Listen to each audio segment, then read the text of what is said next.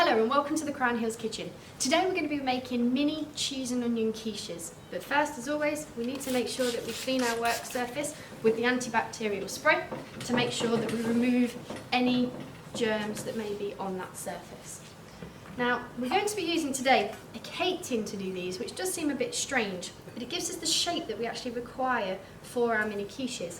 Now, what we do require is we're going to use a cupcake case. This will act as like grease-proof paper so they don't stick to the baking tray.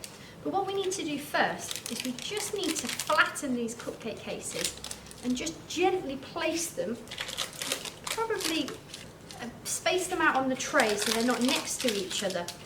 With this recipe, we should make around 6 to 8. I'm only going to do a few today to show you. I'm just going to put 5 in a baking tray like this. The first part that we need to do is we need to make the pastry itself.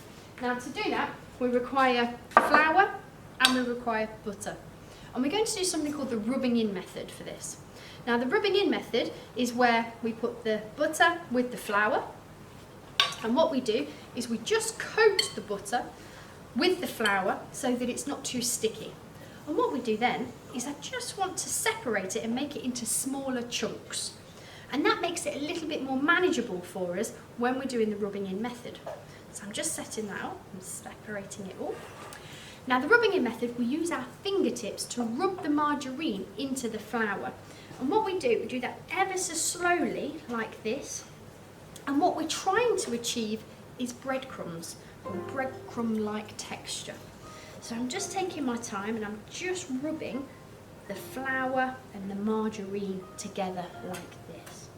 And this will take a little bit of time because sometimes the butter will stick to your fingers and it does get a bit messy when we're doing this, but it will be worth it in the end. Okay. Now, when you've got rid of most of the larger pieces of butter, you can actually do this a slightly separate way, and we can do a rubbing in method through our actual fingers, and it does speed up the process, but you can't do that until you've got most of these big pieces rubbed in.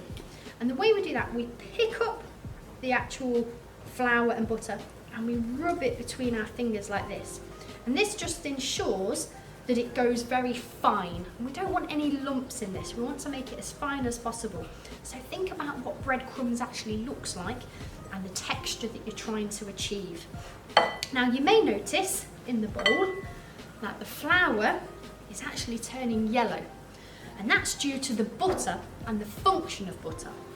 And function, or one of its many functions, is that it adds colour and flavour to recipes, which is why we tend to like stuff with butter in it. So I'm just working my way through this. I'm just rubbing it through my fingers, okay? And I'm just going to shake the bowl and check that there's no big pieces there together. And that looks pretty good, okay? Now what I need to do is I need to add 2 teaspoons of cold water to this. And we're going to use this using a jug and a spoon. So I'm just going to get my measuring spoons, make sure I've got the right one. Now it's really important to do this just a little bit at a time, because we don't want to put too much water in because we can't take it away. So we're going to start with 2. If we think we need a little bit more because it's not combining together, we can add more, but it's very, very difficult to take water away. Now using a butter knife, what we're going to do is just do a big circle in the bowl. Now this isn't bread dough that we're making, this is pastry. It's a lot softer and it takes a lot more work, okay? So I'm going to use my hands, and what we're going to do is we're going to squeeze it together, okay? As I said, it's not bread dough, this is pastry. So we're squeezing it and you'll see that it starts to form together in the bowl, and you'll get a big ball of pastry towards the end. Imagine it's a dishcloth, it really helps when thinking about that. If you imagine that the dough is a dishcloth, you'll be able to pick up all of the pieces together like this. And it's very temperamental pastry, it's quite tricky to make. If your hands are too warm, it can become quite sticky. If you hold it for too long, again, it can become quite sticky. So we do have to work fairly quickly when making pastry. So I'm just going to move this out of the way. I'm just keeping my area fairly clean, so I'm just wiping this down. And for the next part, I will need flour. But don't use too much flour in this, because if we do, what will happen is that the pastry will become very dry, it will become very brittle, and it will break up incredibly easy. So we just want to use the minimal amount that we can make sure we can achieve these mini quiches. Always hold your finger, just put a sprinkle of flour on the work surface, okay? Now, we're going to roll this out. As I've said, this isn't like bread dough, okay? We have to do this very slowly and very methodically. So when we roll a little bit and turn it 90 degrees. Again, roll a little bit, turn it 90 degrees. And what we're trying to achieve here is we want to roll this out to approximately 1/2 centimetre in thickness. Now if it starts to stick to the table, again, just hold your finger over the lid and put a little bit of flour. Don't go too crazy with the flour on this one. Roll again. I can see it sticking to my rolling pin, so that tells me just put a bit on the rolling pin, Mrs. Clayton. Roll again, turn it, keep it moving. Do not roll, roll, roll, roll. It will stick to the table and you won't be able to get it off. So just take your time with this. It's not bread dough. It's very important that you do take your time. So I'm going to roll this out to about 1/2 centimetre, which I am nearly there. And then the next part is we need to cut it. Now I've got 2 fancy cutters here, and these have got a crimpled edge. You'll notice the difference in size, and that's really important, and I want to show you. Now, I'm just going to take these cupcake cases out here.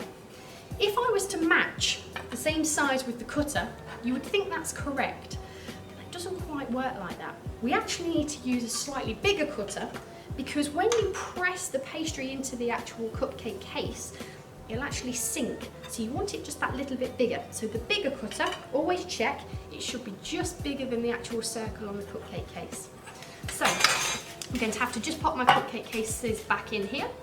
And as I said, we should get about 6 to 8, but I'm just going to do a few today. And what we're going to do is we're going to press the cutter and make sure we utilise as much as the pastry as possible. Don't go in the middle of the pastry when you're cutting, because you're going to lose a lot of that pastry. Try and get as many as you can out of one piece of dough. Obviously you can scrunch it back up and do it again, but there I've managed to get 6. And what I do is I just gently pull away the pastry, and there's nothing wrong with this bit. So all that I will do is just keep it to one side. I'll scrunch it back up in a minute and then I can make some more. So we take these up. I'm going to take the cupcake case off. I'm just going to put it in the centre like this, and then just mould it to the shape of the cupcake case. Okay, I'll repeat again. I'm going to put all of these on like this. Just in the middle. If you make the pastry too thick, it won't cook properly, and it will be very, very hard to actually manoeuvre on here. So make sure you are aiming for that 1/2 centimetre in thickness. Again, I'm just baking that on there. I just need one more, like this. And I'm just going to pop that on there, like so. I'm going to leave this to one side. We could make more with these, and that's what you'll do. I'm just going to do this just because it's easy. What I'm now going to do is very, very important. I'm just going to use a fork, and I'm just going to make 3 stabs into the bottom part of the mini quiche. What that will do is when it's in the oven, it will allow the air to come through and cook the pastry at the bottom thoroughly, because nobody wants a soggy bottom on pastry. Okay? Now, the next part. We now need to make the filling. As you know, or as we've already said, we are making cheese and onion quiche. To do this, what we need to do is we need to chop up our onion. I'm just going to wash my hands first. So I'm just going to cut my onion now. I've showed you how to do this before. We need to make sure that we use the bridge and the claw method very accurately. We don't cut near the root. We only need half an onion for this. So you can see here the onion that I'm using is already halved, so I don't need to do all of the previous things like taking the skin off, making sure I don't cut the root. But what is really, really important is you must make it very fine cubes, okay? I don't want big chunks of onion. That's for the least unappetising part of a quiche, if you've got big chunks of onion. So if you do it like this, you've got nice thin, small pieces of onion like this. And what we're going to do is just place a couple of pieces of onion into each mini quiche that we've got on here, like so. Don't overfill it, we don't want it to go too mad, but we do need to make sure we've got a good amount in here. like this. The next part, we need to add the filling. Now this filling is made up of an egg. It's made up of 75 millilitres of milk.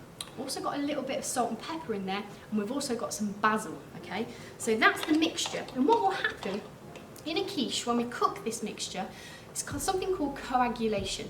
That is where the egg sets. So instead of it being runny like it is quite now, it will set in the oven and become quite firm. Still a bit like jelly-like structure, but it will set. It won't be as runny as it is right now. Now what we're going to do is we're just going to pour a little bit of this mixture into each of these cases. Now we must leave about half a centimetre from the top of each of these mini quiche cases, because otherwise they'll tend to fall out and we don't want it leaking everywhere on the tray. We don't want to go too crazy. So I'm just going to pour this in. There we go. And then the final part to add this is to add the cheese, and that will add the flavour, we said, for making these cheese and onion quiches. And what we're going to do is just put a good pinch of cheese on each one, like this. And the final thing that you could do, if you wanted to, you could add some fresh basil on top, which adds a bit of green colour to your mini quiches, if you wanted to, just to alter the appearance slightly and make it a little bit more attractive. Okay, so they're on like that.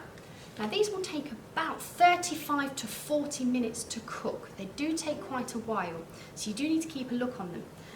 What we are looking for is the pastry to go slightly crispy on the edge. It will go slightly golden also. And when you shake them, the liquid will be set, so it won't be wobbling around like it is at the moment. When they're in the oven, please make sure you use oven gloves to put them in the oven, and I'll show you what they look like when they're done.